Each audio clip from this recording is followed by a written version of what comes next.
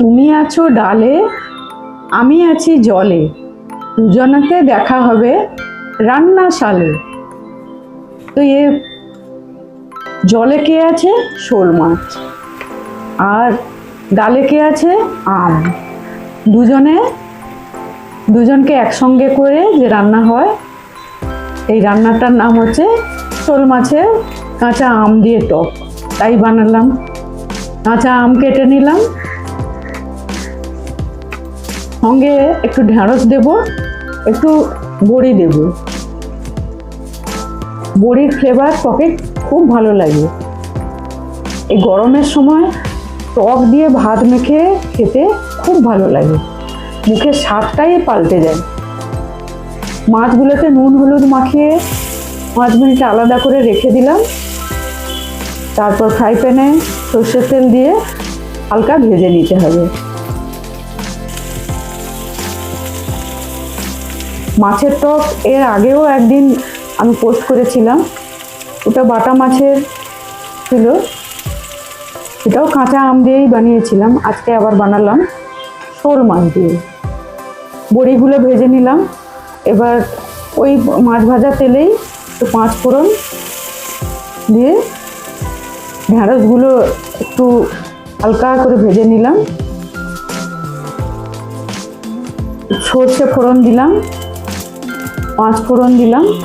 একটু ভাজার পর কাঁচা আমগুলো ওতে হালকা ভেজে নেব, অল্প একটুখানি ভেজে নেব। এবার হলুদ দেব, হলুদ দিয়ে নুন দিয়ে ভেজে নেওয়ার পর এবার জল দিয়ে দেবো। পরিমাণ মতো জল দিতে হবে। জলটা নিজেদের যতটা লাগে সেই হিসেবে। সেদ্ধ হতে তো বেশি সময় লাগবে না। সেদ্ধ ঢেঁড়সগুলো দিয়ে তারপর সেদ্ধ হয়ে গেছে চেক করে নিয়ে, সেদ্ধ হয়ে গেছে কি না চেক করে নেওয়ার পর মাছগুলো দিয়ে দিলাম। মাছগুলো একটু ঢাকা দিয়ে সব কিছুর সঙ্গে মিশে যাবে। আর সেদ্ধ হয়ে গেলে এবার বড়িগুলো দিয়ে দেবো। বড়ি দিয়ে 1 মিনিট রেখেই বন্ধ করে দিতে হবে, কারণ বড়ি বেশি সেদ্ধ করতে সময় লাগে না, তাড়াতাড়ি জল টেনে নেবে। এরপর সর্ষে বাটা, জলটা দিয়ে দিলাম। অল্প একটুখানি সর্ষে বাটা দিলাম। গরমে সর্ষে বেশি না খাওয়াই ভালো, তাই অল্প একটু সর্ষে বাটা জলটাই দিয়ে দিলাম। ফুটে উঠলেই নামিয়ে দেবো।